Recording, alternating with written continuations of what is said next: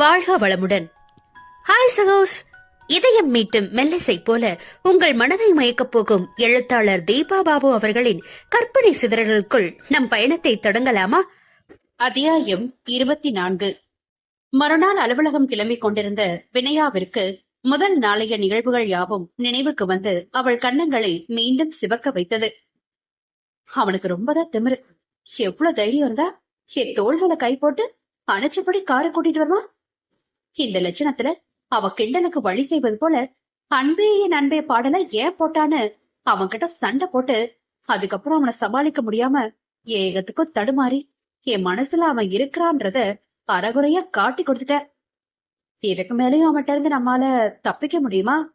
இல்ல அவன் பிடிவாதான் ஜெயிக்குமா என்ற தவிப்பிற்கு வேண்டும் என்று பெண்ணின் மனது ஆசைப்பட்டது. ஆனால் மூளையோ அவள் தன்மானத்தை கிளறிவிட்டு மனதை அடக்கியது.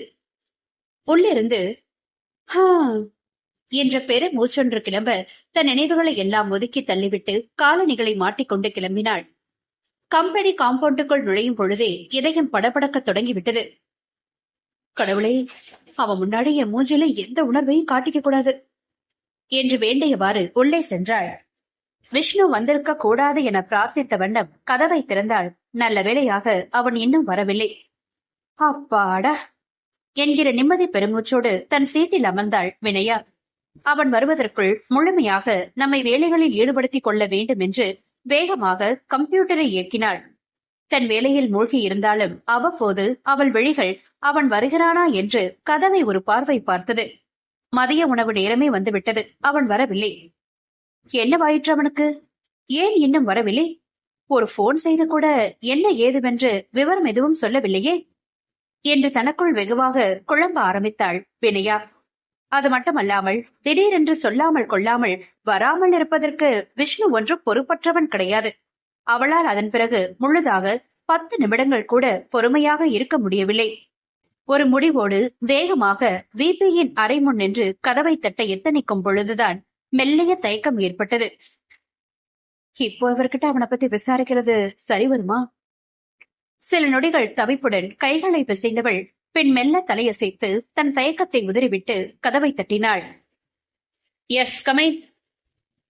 Good evening sir. வாங்க வினயா, என்ன விஷயம் என்று விசாரித்தார் விபி. அது இன்னைக்கு எம்டி ஆபீஸ் வரலையே சார். உங்களுக்கு எதுவும் போன் பண்ணாரா? எனக்கும் அதான் புரியல வினயா. அவர் ஆபீஸ்க்கும் வரல, போன்ல இன்ஃபார்ம் பண்ணல. இதுவரை அவர் இப்படி செஞ்சதே இல்ல. என்ன ப்ராப்ளம்னு தெரியல. ஒருவேளை உடம்பு சரியில்லாம போயிருக்குமோ என்று கவலையுடன் கேட்டாள் வினயா. இல்லையே, லாஸ்ட் டைம் உடம்பு முடியாம இருந்தப்போ எனக்கு போன் பண்ணி இன்ஃபார்ம் பண்ணதோடு இல்லாம கம்பெனில அவர் இல்லாதப்ப செய்ய வேண்டியதெல்லாம் சரியா டீடைல்ஸ் கொடுத்துட்டாரே. இப்ப அவரு வேற ஏதாவது வேலையில பிஸியா இருக்காரோ என்னவோ. தனக்குள் குழப்பத்துடன் யோசித்தபடி நின்றிருந்தவளை பார்த்து, ஏன் வினயா, எனி ப்ராப்ளம் என்று கேட்டார் விபி. திடுக்கிட்டவள், இல்ல, எம்டி கிட்ட ஒரு ஃபைல சைன் வாங்கணும், அத எப்ப வருவார்னு தெரிஞ்சுக்கலான்னு கேட்டேன் என்றாள் தயக்கத்துடன். ஓ, அவர் சைன் பண்ண வேண்டிய ஃபைல்ஸ பெண்டிங்ல வச்சுட்டு நீங்க உங்க ரெகுலர் ஒர்க்க பாருங்க. அவர் வர்றப்ப மத்தத பாத்துக்கலாம். ஓகே சார், தேங்க்யூ என்று வெளியில் வந்தவளுக்கு அவன் மீது மெல்லிய கோபம் எட்டி பார்த்தது.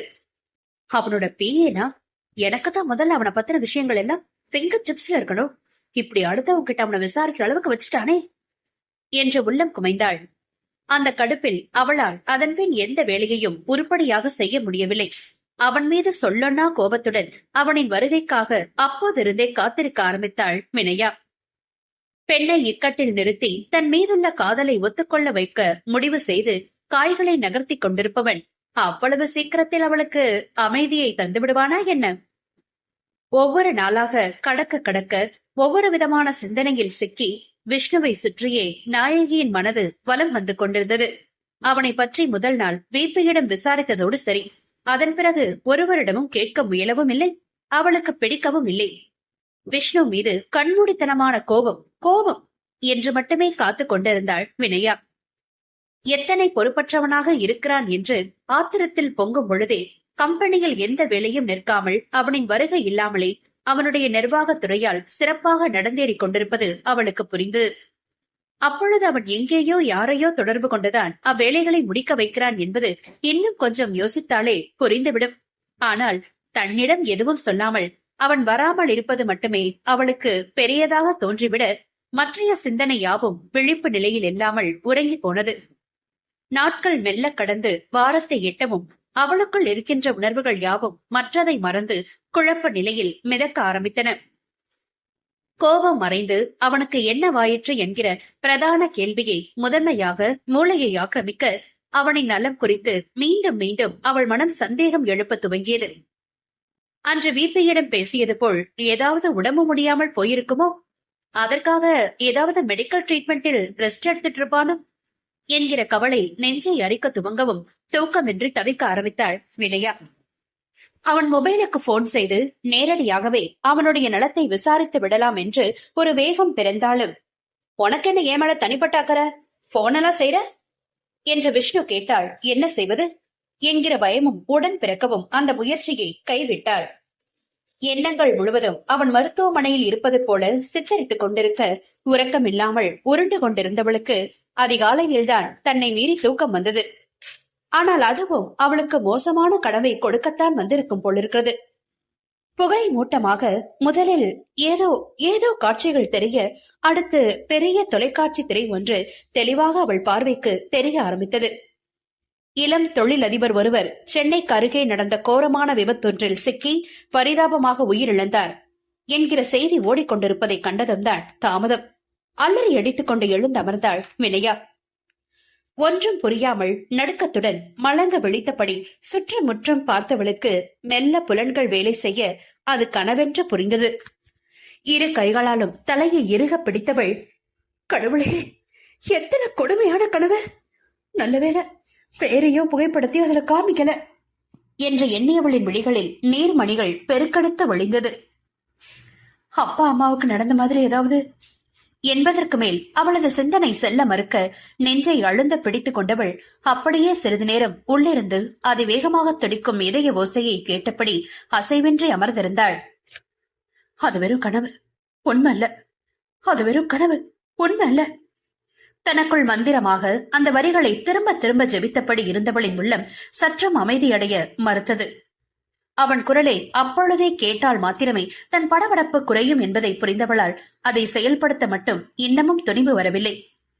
விஷ்ணு என் தவிப்பை அட்வான்டேஜாக எடுத்துக் கொள்வான் என்று மொபைலை கையில் எடுக்க முடியாமல் பெருகும் கண்ணீருடன் அப்படியே அமர்ந்திருந்தவளுக்கு சட்டென்று அந்த யோசனை தோன்றியது.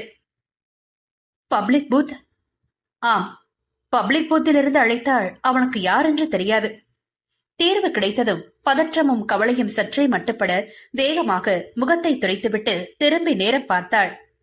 6:30. 7 மணிக்குதானே தெருமுனையில் கடையை திறப்பார்கள்? தனக்குள் கேட்டுக்கொண்டவள் அதுவரை நடந்து செல்வதற்கு கூட சற்று தெம்பு தேவைப்படுவது போல் தோன்றவும் எழுந்து முகம் கழுவி பல் தேய்த்து உடை மாற்றி காஃபி வரவழைத்து குடித்தாள். மணி 7 தொடங்கவும் அதுவரை நிமிடங்கள் நெட்டி தள்ளி கொண்டிருந்தவளை வேகமாக கிளப்பி வெளியே வந்து பப்ளிக் பூத்தை நோக்கி நடக்க ஆரம்பித்தாள். அப்பொழுதுதான் கடையை திறந்து பூஜை போட்டுக் கொண்டிருந்தார்கள். என் மொபைலில் இருந்து பேசினால் கண்டுபிடித்து விடுவான். அதற்கு பதில் இங்கிருந்து அழைத்து ஹலோ என்கிற அவன் குரலை மட்டும் கேட்டால் கூட போதும். அவனுக்கு ஒன்றுமில்லை, நலமாக இருக்கிறான் என்பது தெரிந்துவிடும். அதன்பின் பதிலேதும் பேசாமல் நாம் போனை கட் பண்ணி விடலாம். அவனும் ஏதோ ராங் நம்பர் என்று நினைத்தபடி விட்டு விடுவான். இதுதான் சரி என்று முடிவெடுத்தவள் போனை நெருங்கி அவன் நம்பரை டயல் செய்தாள். லேப்டாப் லேப்டாப் லேப்டாப் என்று பெரும் ஓசையுடன் அடித்துக் கொள்ளும் நெஞ்சோடு அவன் குரலை கேட்க ஆவலாய் காத்திருந்தாள். ஆனால் முழு ரிங்கும் போய் லைன் கட்டானது. அவன் எடுக்கவில்லை என்றதும் அவளுக்குள் மறுபடியும் பதற்றம் அதிகரித்தது. கிருஷ்ணாப்பா என்று தன் இஷ்ட திவ்யத்தை மன முருக வேண்டியபடி மீண்டும் டயல் செய்தாள்.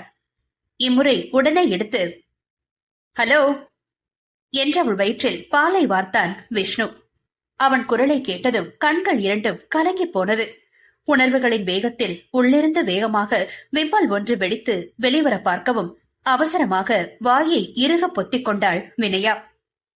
அவனோ பொறுமையற்று மீண்டும் ஹலோ ஹலோ என்று இருமுறை உரக்க அளிக்கவும் இது கண்டிப்பாக அவன் குரலேதான். அவனுக்கு எவ்வித ஆபத்தும் இல்லை என்று நிம்மதி பெருமூச்சு ஒன்றை விட்டபடி போனை கட் செய்தாள் அவள். வினயாவின் முகத்தில் ஒருவித மலர்ச்சியும் உடம்பில் புதுவித தெம்பும் குடி புகுந்தது. அதன் பிறகு கொஞ்சம் நிம்மதியாக உணர்ந்தாலும் ஒரு வாரமாக எவ்வித இன்ஃபர்மேஷனும் தராமல் அவன் ஆபீஸ் வராமல் இருந்தது அவளுக்குள் எரிச்சலை அதிகப்படுத்தியிருந்தது. நேரில் வரும்பொழுது அவனை பார்த்துக் கொள்ளலாம் என்று கருவி கொண்டிருந்தாள். பெண்ணின் மூளைக்கு அப்பொழுது எதுவுமே உரைக்கவில்லை. இந்த மாதிரியான உணர்வுகளை அவன் முன் காட்டினால் அவன் மேல் அவளுக்கு இருக்கும் காதலை காட்டிக் கொடுத்து விடும் என்று. வழக்கம் போல் சரியான நேரத்திற்கு அலுவலகம் சென்றவளை, குட் மார்னிங் வினயா என்ற முகம் கொள்ளா சிரிப்புடன் வரவேற்றான் விஷ்ணு. அவனை கண்டதும் அவளுக்கு சொல்லில் அடங்கா கோபம் ஏற்பட்டது. பதில் ஏதும் பேசாமல் உருளென்ற முகத்தை தூக்கியபடி சென்று தன் இடத்தில் அமர்ந்தாள். மேடத்துக்கு மேல பயங்கர கோபம் போல இருக்கே, பேசினா கூட பேச மாட்டேங்கிறீங்க என்று சீண்டலாய் கேட்டான் பையன். வினயாவோ அவனை திரும்பியும் பாராமல் எதுவும் பேசாமல் கம்ப்யூட்டரை ஆன் செய்து தன் வேலையை தொடங்கினாள். பேசிட்டு இருக்கோம்ல, அப்புறம் இதை ஆன் பண்ண எப்படி என்று கம்ப்யூட்டரை ஷட் டவுன் செய்தான் விஷ்ணு. என்று முகத்தை சுளித்தவளுக்கு எரிச்சல் அதிகமானது. முயன்று தன்னை அமைதிப்படுத்தி அடுத்த ஃபைல் ஒன்றை அவள் எடுக்க அவன் அதையும் பிடுங்கி வேறு பக்கம் வைத்தான். அவ்வளவுதான். அதற்கு மேல் தன்னை கட்டுப்படுத்திக் கொள்ள முடியாமல் வெடித்து விட்டாள் வினயா. என்ன பண்றீங்க நீங்க? மரியாதை உங்க சீட்டுக்கு போயிடுங்க, இல்ல அப்புறம் நான் என்ன செய்வேன் எனக்கே தெரியாது என்று சீறினாள். அவனோ அப்பாவியாய் வெளிவிரித்து, என்ன செய்வ வினயா என்று மேலும் வம்பை வளர்த்தான். அவளோ உச்சபட்ட கோபத்தில் நான் என்று எதையோ வேகமாக சொல்ல முயன்றவள் அடுத்த முகத்தை மூடிக்கொண்டு அழ ஆரம்பித்தாள். இதுவரை எவருடனும் இப்படி சீண்டி விளையாடி பதற்றத்துடன் காத்திருந்து கோபமாக சண்டை போட்டு பழக்கம் இல்லாதவளுக்கு ஒரு கட்டத்தில் உணர்வுகளின் உச்சகட்டத்தில் அழுகை வந்துவிட்டது. ஐயோ, இவன் முன்னாடி நான் அழுது வர தொலைக்கணுமா என்று எவ்வளவோ முயன்றும் அவளால் அழுகையை நிறுத்த முடியவில்லை. அவனுடைய செயல்களை எண்ணி மேலும் மேலும் அது அதிகரிக்கத்தான் செய்தது. அவ்வளவு நேரமாக தன் மீது வினயா கொண்டுள்ள கோபத்தை ரசித்து சீண்டி விளையாடி கொண்டிருந்த விஷ்ணு சட்டென்று அவள் வெடித்த அளவும் பதறி போனான். ஏ, என்ன வினையாது இப்படி சின்ன குழந்தையாட்ட அழற? நான் சும்மா விளையாட்டுக்கு தானே அப்படி செய்யன, அதுக்கு போய் யாராவது இப்படி அழுவாங்களா? இங்க பாருடா, பிளீஸ் அழாத என்று கெஞ்சினான் விஷ்ணு. அவனுடைய சமாதானத்தில் பெண்ணிற்கு இன்னும் அழுகை அதிகரித்ததை தவிர குறையவில்லை. வினுமா, என் செல்லம்ல, பிளீஸ்டா காம் டவுன். என்ன செல்லமா? திகைப்பில் அவள் அழுகை விக்கித்து நிற்க அவனோ மேலும் சமாதானப்படுத்துகிறேன் பேர்வழி என்று இன்னமும் அவளை கொஞ்சிக் கொண்டிருந்தான். இப்போ நீ அழறத நிறுத்திட்டனா நான் உடனே உனக்கு சாக்லேட் வாங்கி தருவேனா? நீயும் என்கிட்ட பழம் விட்டுடுவியா? எது சாக்லேட்டா? அப்புறம் பழம் விடணுமா? நான் என்ன கேஜி பாப்பாவா? விஷ்ணு செல்லமாக வினுமா என்று சொல்லும் பொழுதே அவள் மனம் உருக ஆரம்பித்து விட்டது. அதோடு சாக்லேட் தருகிறேன், பழம் விடு என்றெல்லாம் பேசவும் அவளுக்கு சிரிப்பு வந்துவிட கைமறைவில் புன்னகைத்துக் கொண்டிருந்தாள். இருந்தும் முகத்திலிருந்து அவள் தன் கைகளை விலக்கவில்லை. அவளின் உடல் மொழியை வைத்து அழுகை நின்று விட்டதை புரிந்து கொண்டவன் நிம்மதியாக அவள் எதிரில் உள்ள நாற்காலியில் நன்றாக சாய்ந்தமர்ந்து விட்டான். ஐயோ, என்ன இங்கே உட்கார்ந்துட்டா என்று உதட்டை கடித்தாள் வினயா. நட்புகள் எல்லாரும் நம்ம சேனலை மறக்காம சப்ஸ்கிரைப் பண்ணுங்க, கதையை கேளுங்க, லைக் பண்ணுங்க, கமெண்ட் பண்ணுங்க, பிடிச்சவங்க ஷேர் பண்ணுங்க. நன்றி.